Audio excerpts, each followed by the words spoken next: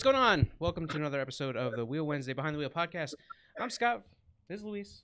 How you doing, guys? You've seen us before. We've done this before. Anyhow, look, really good podcast this time. I hope so. Anyway, I don't know because I've never met our guest yet.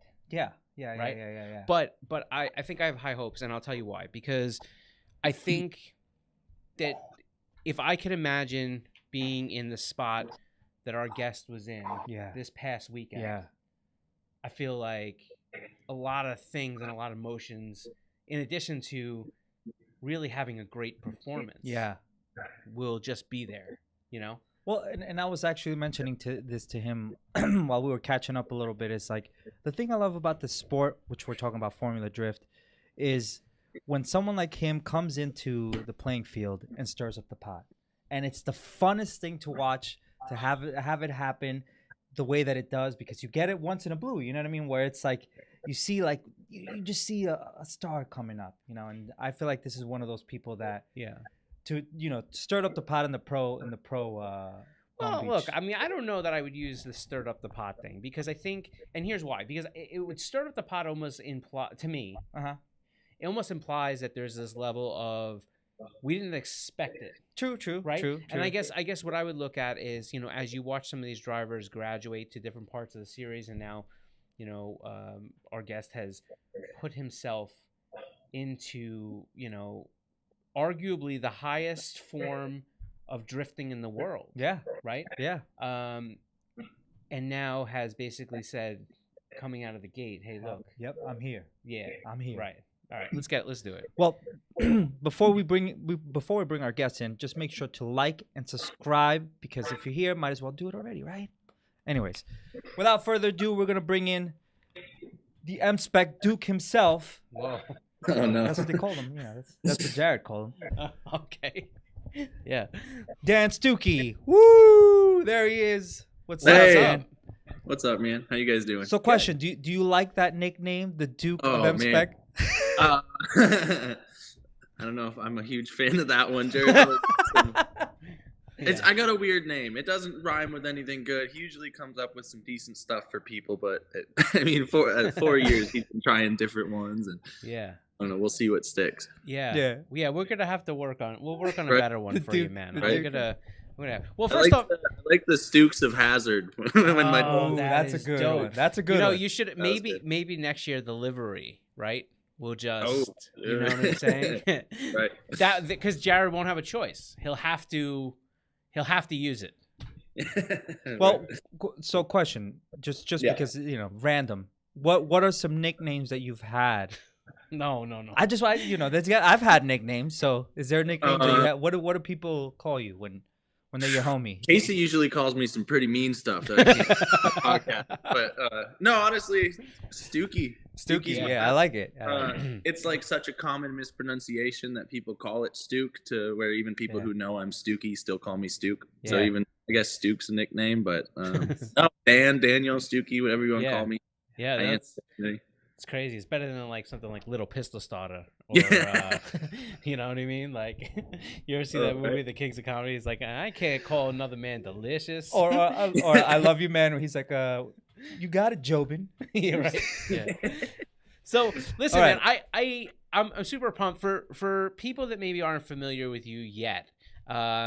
You did Pro Spec last year, and And I like to use the term graduated at this stage. I think that at some point, Pro Spec will not be a graduation. It will be a lateral type thing. I just don't think we're there yet. So you graduated to FD Pro, and I think a lot of people will make the argument, and you can comment on it, if you are a drifter and if you are a professional drifter and you're making the climb through your career, the pinnacle in that career and the hopefully is achieving pro. Yeah. I think honestly, when we started Pro Am, that was kind of our goal. We see these guys, and you know, I still kind of see them. They're all like superheroes, like Field and Odie and Forrest Wang, and all these dudes are just way up here. So I mean, that's a cool goal. It is a good thing to like strive for, and you know. How does it feel coming off of I look at it from a totally different place. Like I'm not a drifter. I'm not like, you know what I mean? Like I followed the sport for, you know, since it's been here, right? Like, you know, I was Right. at the first Nopi drifts, and I was at, you know, Crazy. some of the first FD events, and it's been awesome, you know, knowing a lot of these drivers and being involved in some capacity since the beginning. But I'm not a drifter, right? But like I look at Long Beach, and there's certain events on the FD schedule that to me are like, you know, the holy grails, the halos, the things that you think about. And I think, you know, Long Beach obviously is one of them, but it's also a super technical course. So Right. how did it feel, one, getting there, and two, walking away with such a great performance? Well, just getting there in general was unreal. Like Yeah. me and Casey, and I did a bunch of laps with Josh Love too. We play there on the sim all the time, Right. and it you know, like I watch it on TV, I see it on the sim, so it's always been this like really crazy digital place. I've never been there as a spectator or Yeah. anything. So showing up and seeing the whole city has, you know, these racetrack barricades down it when you're going out to eat and stuff. You're like Yeah. driving, right? It's super wild. Seeing the stands full of people was Yeah. nuts. That's something I don't know, pretty new to me. I guess Pro Spec doesn't really pull that kind of audience on Right. the earlier in the days or whatever. But no, that like it was wild. It literally didn't sink in until I was on my way home and kind of going through the media from the weekend. Yeah. So, and then I was like, oh shit, yeah, I drove Long Beach. That was really cool. You know, so you mentioned about the simulator, and again, I'm going to go back to the technicality of that course. And so I'm going to explain a little bit, and if you want to elaborate because you actually, you know, do this, then that's great. But like, people don't understand that. Remember, like, they take parking lots and streets and, you know, all these different surfaces that are not intended to be a racetrack, and they turn them into what we know as FD Long Beach, right? Mm-hmm. Yeah. So there's a lot of transitions there. The wall is terribly there, and when you are even close, it has this tendency to suck people in. It's been known for having some really devastating crashes. Yeah. So Especially this, yeah. yeah, right. So like, how is that? Like, you came from sim. Do you feel that the simulator helped you at least with line and maybe some of the things, or is just the nature of being there and doing it in person just completely a reset? No, the sim definitely, it helps a ton, but only to a certain extent. Yeah.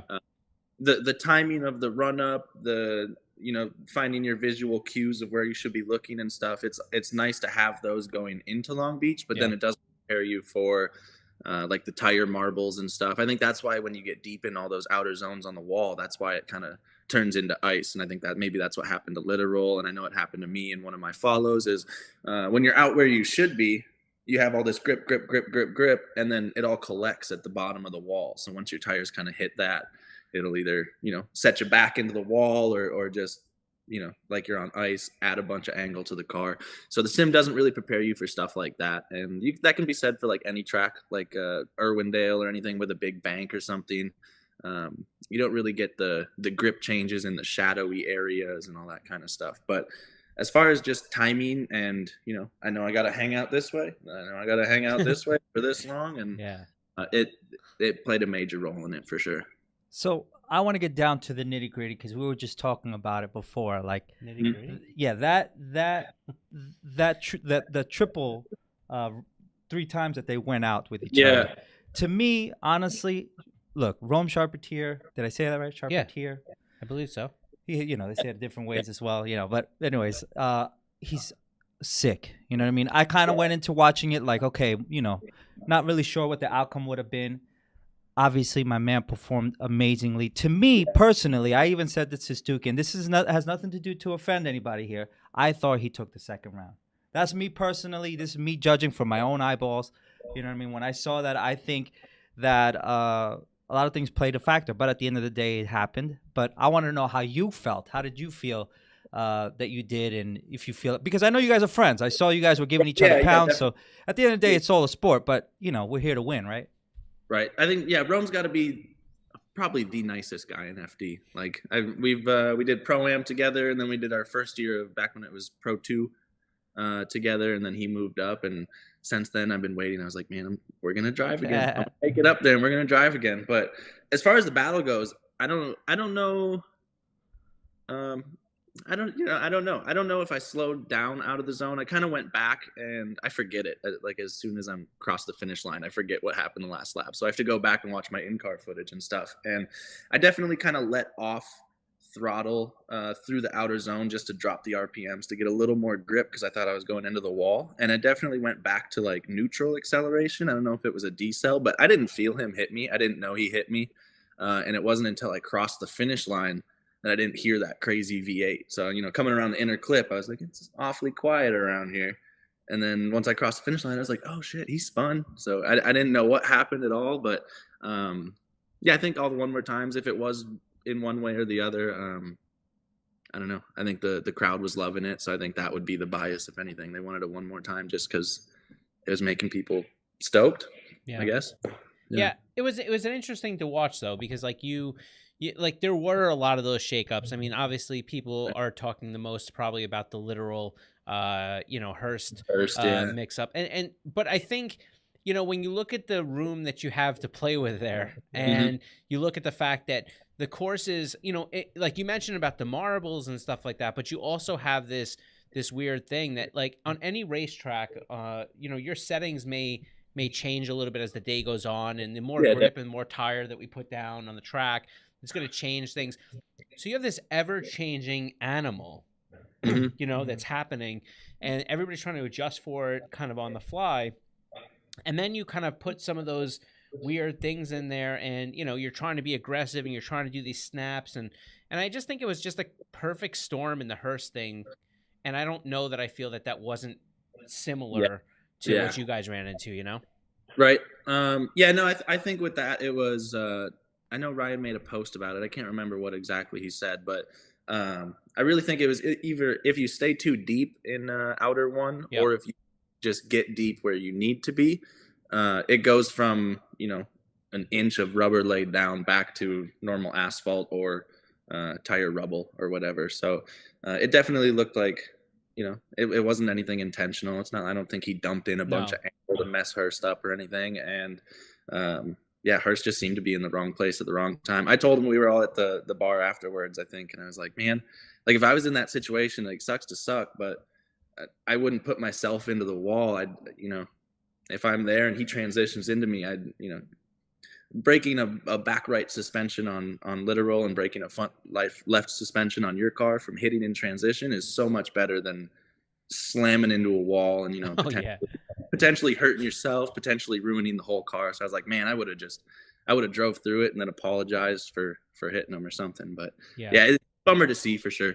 Yeah, it's hard, and it's so much like, even like when you guys do your runs, there's so like the way you kind of almost like have that blackout experience. There's so much muscle memory that happens from all your years of driving that like, I don't know that Jonathan had a conscious choice in which way he reacted, Right. He was where he needed to be. Right. It's hard to see all the things that are changing in Ryan's car while you're paying attention to your car. I don't know. It's tough. Sometimes those things just happen.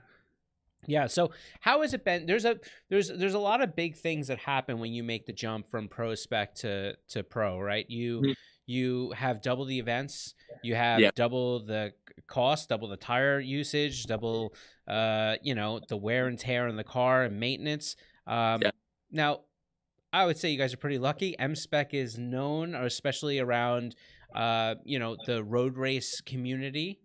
We have some shared personalities in the MSPEK group. And all them, So how has that really changed your game plan about how you're going to run this season, maybe compared to last season? That's a good question. Honestly, I don't know. We kind of, Casey can keep a car together. The last motor that was in the car was in there for 3 years, I think, or a little over 2 years. And that was a 4-season round of FD, but then we also had grid lives and fun days and festival and stuff. So if you take those out, it's kind of on the same level of the wear and tear on the car. The budget in tires and stuff definitely goes up, but Yeah, I don't know. Yeah, I mean it's just going to be interesting too, because another dynamic that maybe doesn't have directly to do with you, but does, is the fact that Casey's going to run Pro Spec this year himself. Yep. Yeah. So Casey's always been keeping me on track, and Matt Zabracki as well. He's our crew chief. Right. And I think we've gotten to the point where he can set the car up well enough, and we got our motor from Rad Dan this year, and his motors seem to always be working fine. So I'm knocking on wood here, but I think the car shouldn't have any major mechanical issues, to where anything that should be needed to be fixed or changed or repaired or whatever is usually just suspension or like somewhat mechanical stuff, which shouldn't interfere with his practice time and his stuff too. So I think we'll be all right, because we've done a lot of events together as a 2-car team and even a 3-car team at like Grid Life and stuff with David Mesker, to where we have the trailer set up to where we know how to run 2 cars. We know we made cool new tire carts to where we each have our own tire cart, and we've been preparing for this. So it will be a lot. The travel will be a lot. Plus we're fitting a wedding in between this round, next round. So it's a lot of work, but yeah, Casey and Matt kill it. And he's getting married at the end of this month. Wait, April 30th. Dan, you're getting married? Oh, we lost him. Oh, there he's back. He's back. I just had like rainbow bars on my screen for a while. Listen, we love rainbow bars. But no, yeah, like, he's getting married April 30th. Congratulations. Thank you. Yeah, thank you. Man, my man just went from shredded LB to getting married, committing. Yeah. That's committing in both ends. Realizes how ridiculous this is. How many years you guys been together? Like a little over 2 now. Okay. Yeah, listen, it's an interesting project that comes with a lot of different scenarios. So, right. Let's just enjoy it. Let's just hope, Dan, that my girlfriend doesn't watch this, because she's constantly asking me for a ring, and I need to get on it, because she's gonna be like, "Well, Dan did it. What about you, bro?" Well, if just in case Emily is watching, Emily, it's Kiki. Emily is Casey's wife. No, he's talking about my girlfriend's Emily. And I was gonna say, in case she's watching, look, I'm very supportive into you getting a ring. So hey, listen. But that's wild. So your wedding's at the end of this month, and let's see, the next event is Atlanta. Atlanta. Yeah, that's in May too. That's in what's the date? Well, I think like May 6th and 7th or 7th and 8th. Jeez Louise.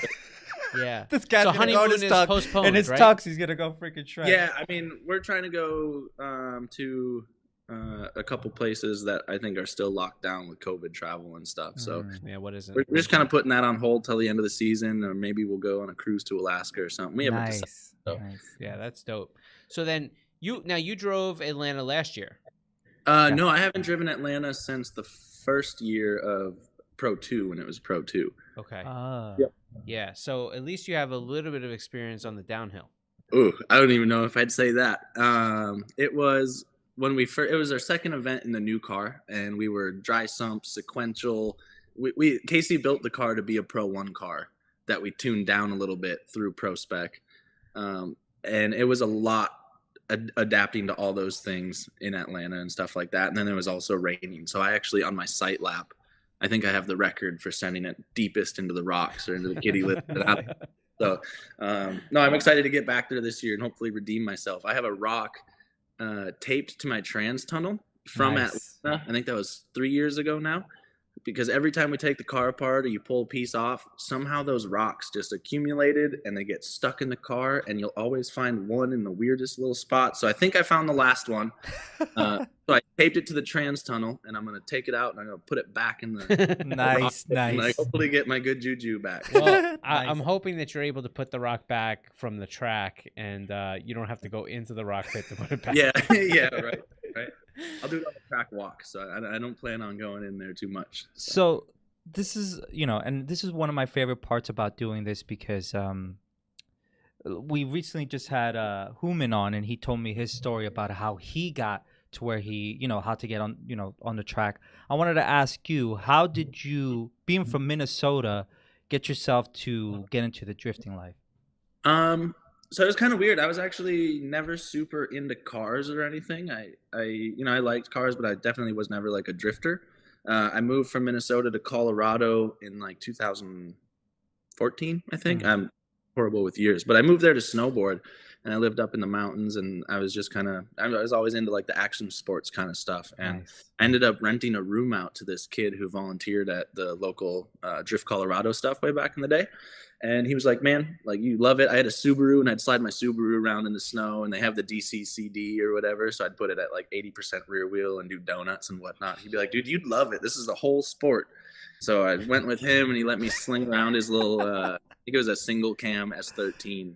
And I had no idea what I was doing, but I went and stole deads with him out of a Big O tire and put 80 PSI and just made a fool of myself a couple times. And I was like, this is cool. So after that, I think the first car I bought was a 1J Mark III Supra. Oh, wow. All right. It's the sickest thing in the world because I've never had like I never had a real drift car. So it was just a torquey little light thing that would blow the tires off. And I'd go to IMI, which is a local Colorado track, by myself. And I'd bring a couple homies with me, and we would just do solo laps all day long, and then met some more people. And I think I bought Ethan Hunter's 350Z for my first competition or something like that. And yeah, got into it. Yeah.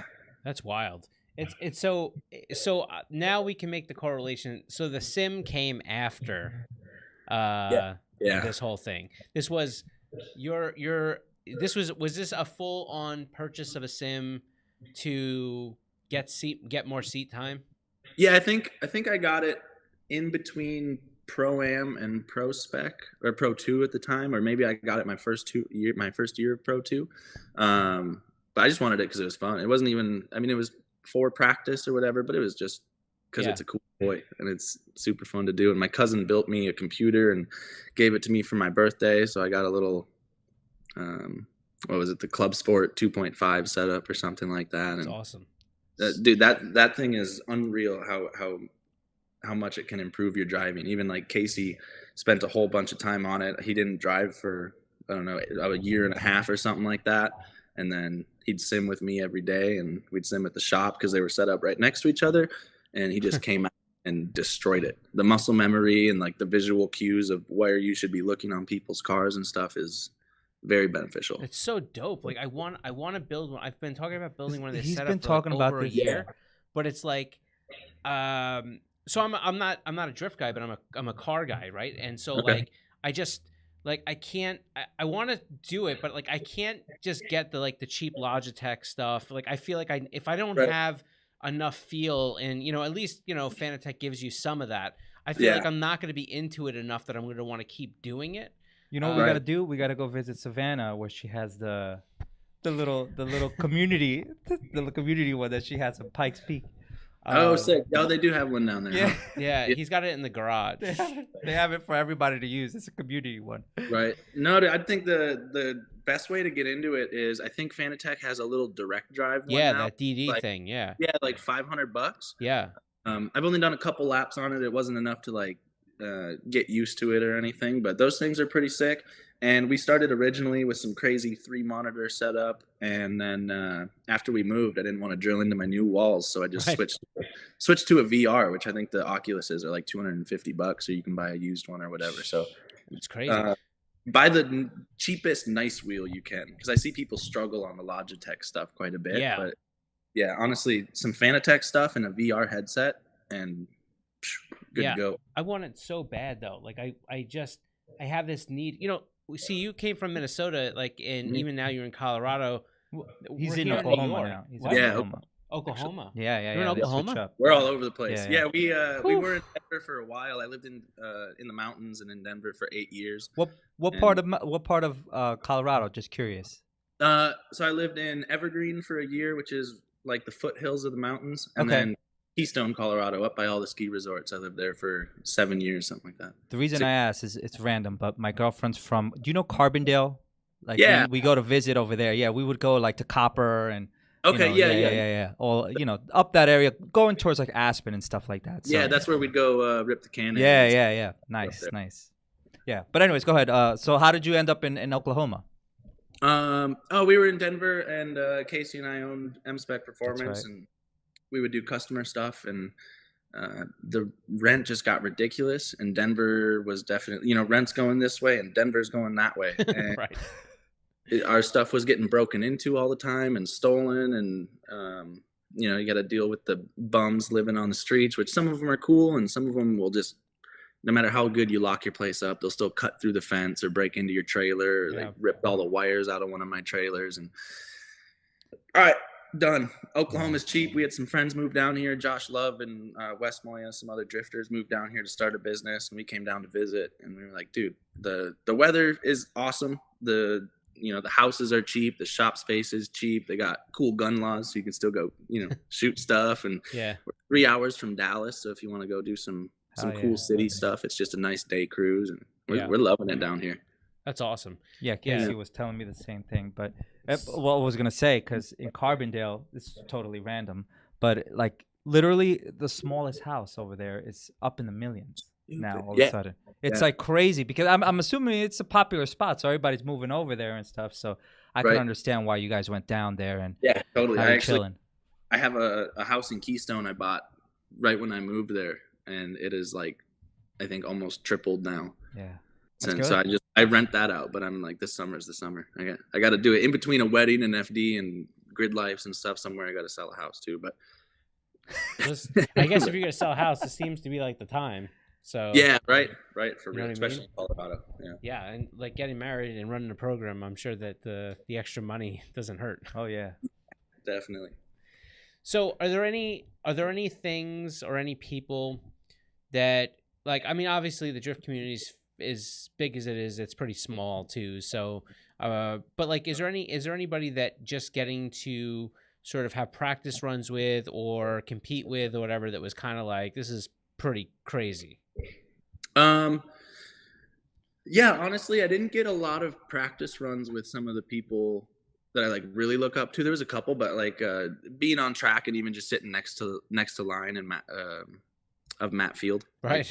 It just crazy. He came out and helped us set up the S14 when we originally set it up and gave me some pointers and stuff. And him, Forrest, and James Dean are my top 3 drivers of all time. So unfortunately, only one of them is in FD at the moment. But still, no, it's crazy. And like Rad Dan being next to him in line, and even like Josh Love getting to. I helped him strap down his car on the first open trailer he ever had when he started drifting and stuff. And now both of us going into Pro 1 together and being able to still drive, it makes it kind of, it brings Pro 1 down a level. I mean, that kind of sounds bad, but I mean, it's not intimidating for me when I can go out there and still have the homies that I've been driving with versus like, who was it? Love got, No Back got Odie. Mike Power got Matt Field right away. Right. So, hey, welcome to Pro 1. Good luck. And like, I got to drive with my homies, and then Rome is still a super hard battle, but it's someone that I've driven with for years. So it was nice to be able to kind of have that nice transition into it and not just be like, here's the sharks. Yeah, it's crazy. It's like, you watch almost like different classes, kind of move up to FD Pro, and there's always 100%. those group of guys. But it's, it's funny. It's like, I think working with so many different drivers over so many years, I mean, there's so many people that I look at, like, and I'm kind of amazed by just their raw driving ability and kind of what they bring to the sport. And then you realize, though, that, like, relationships in this thing are everything. And, you see it time and time again, whether it be, Reeder and Hughes, when Hughes basically put his car into the wall at Irwindale, and, and Travis sacrificed everything on his car to get Dylan put back into action, so that Dylan could potentially go and beat him for the championship that year. Like, these are the things that you realize, that the people are so much more important than the sport, and that's what moves the sport forward. Right. Yeah. No, it's crazy. We're all kind of in this traveling circus, and we're all stretching ourselves way too thin, and working way too hard. So it's cool that everyone kind of gets everyone has a respect for everyone else just based on the fact that, like, damn, this is tough. Yeah. Well, it's even you guys, when you guys were running and seeing you guys get out of the car and and seeing you and Rome just be excited for each other. Like, it wasn't like no animosity. I'm sitting there like, come on, man. Like, you know, Yeah. but then they get out the car and they're like, yo, that was sick. And then they have to do another run. You literally are excited, the both of you. So to me, that just makes everything even better because it wants, you know, that's why the whole crowd was cheering when you guys kept running, you know? Right. No, I love it. There's a couple mindsets that you can have to get you to like the top of the podium, I suppose. And one of those is a competitive, I'm here to be the best. I'm here to beat people. And I think that's kind of why I sucked my first couple years in Pro 2 and Pro Spec, was because I was trying to take it so serious. My mindset was like, I'm a good driver. I'm here to show I'm a good driver, blah, blah, blah.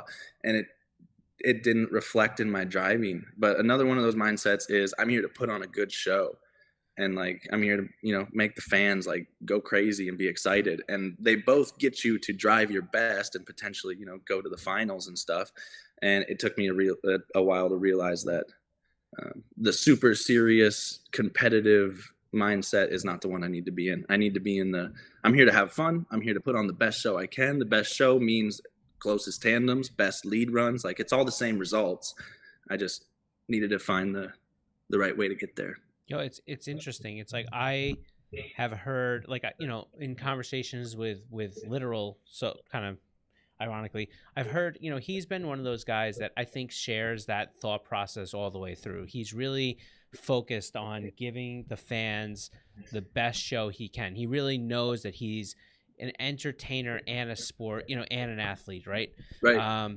And Ryan, and that was always like a very interesting thing that when you hear somebody that has that many years in say, look, I know that no matter what I do, it's for the show, it's for the fans.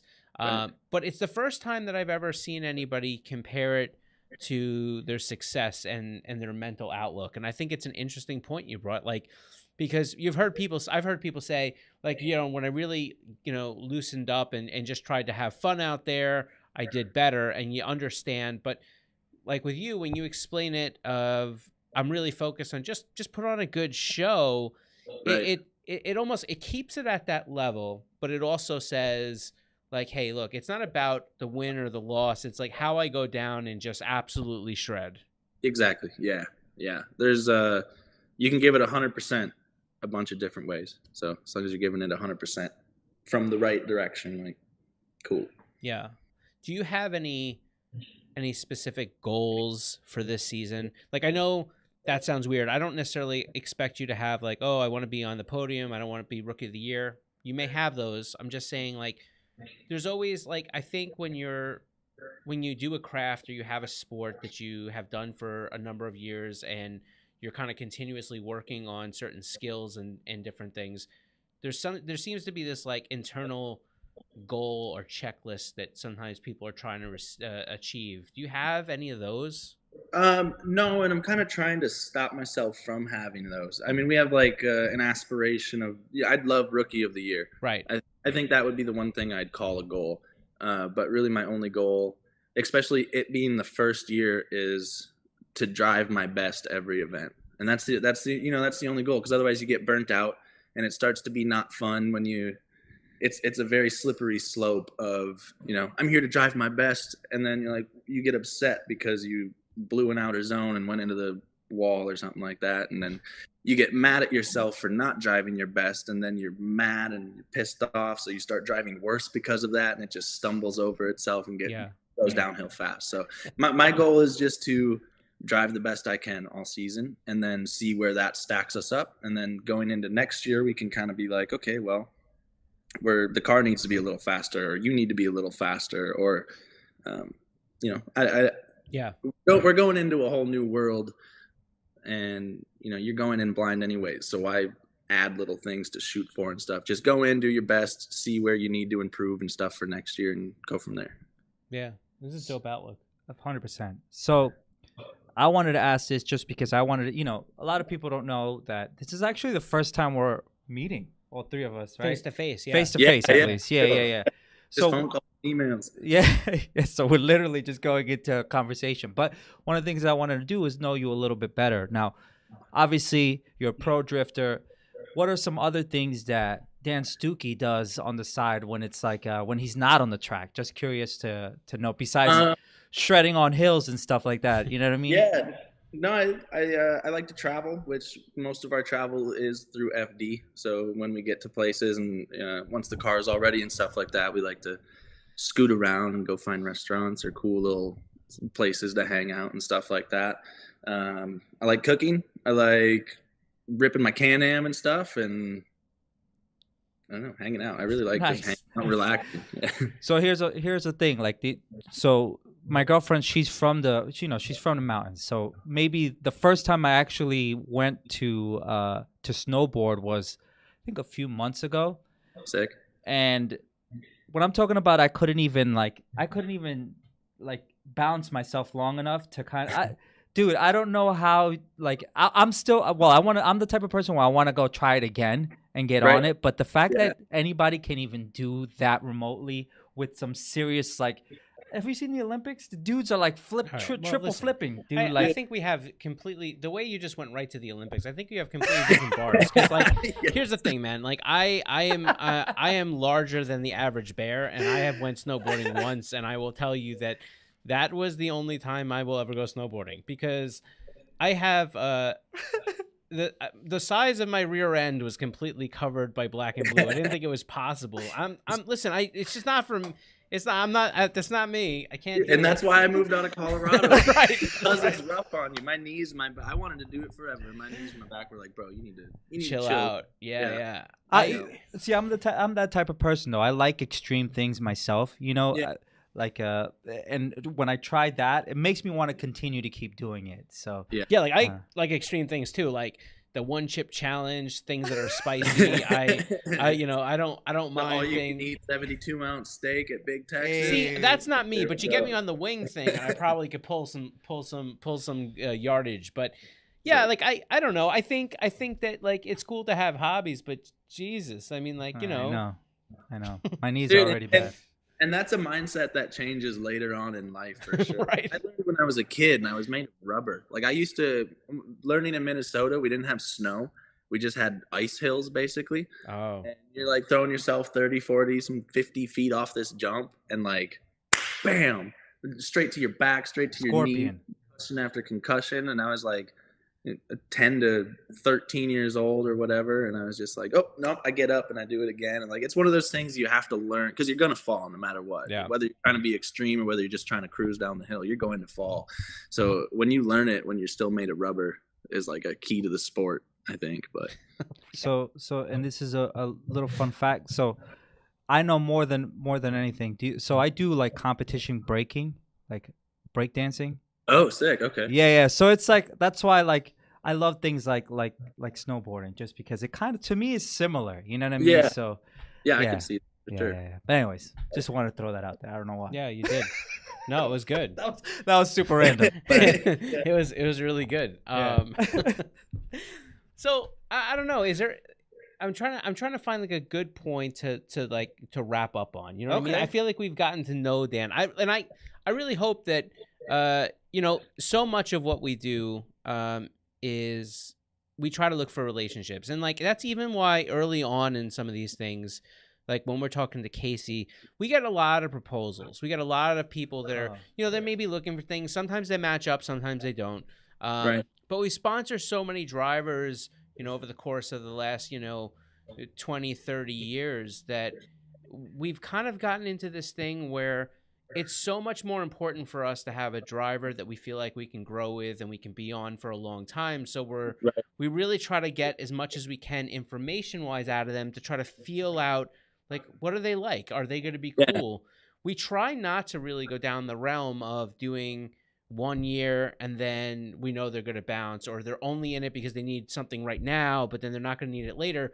And we've turned down plenty of this stuff. And it's always hard to do that. And I remember, like, Luis knows, obviously, he's been here for almost 6 years now. So he knows that, like, we're so conditioned for that.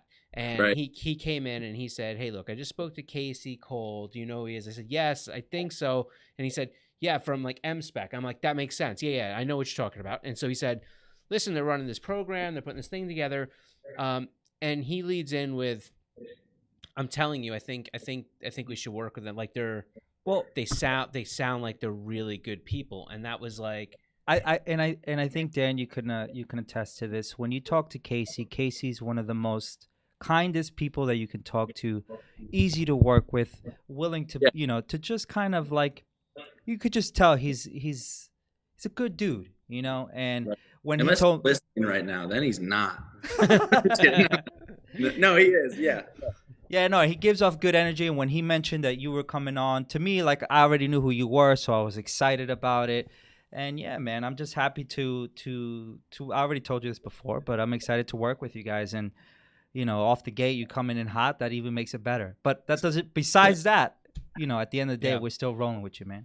I appreciate it. No, that's definitely something that I've kind of learned, especially going into this year, is my viewpoint on sponsorships and stuff has always been like, this is a business transaction. I'm providing this and you're providing this. And to an extent it is, but I'm really learning that it's more like dating. You can't just go in and like, okay, marriage, let's talk on a first date. And they're like, no, what the, so it is, it's definitely important to work your way up to it and feel the people out at the company and not just assume what the company wants. And like and it's hard, from our side of it, right? Like we're car guys, like we're, we wish that we can just hook everybody up, do everything. Right. But the problem is, you get so many of these things, and we've been doing this this is 40 years this year. So like we have had a history. I've been here for 16, but like, even some of the stories before then, like we were on Ken Gushi's car, like back when he drove a Mustang, you know what I mean? Like what, in 2004 or 5, like,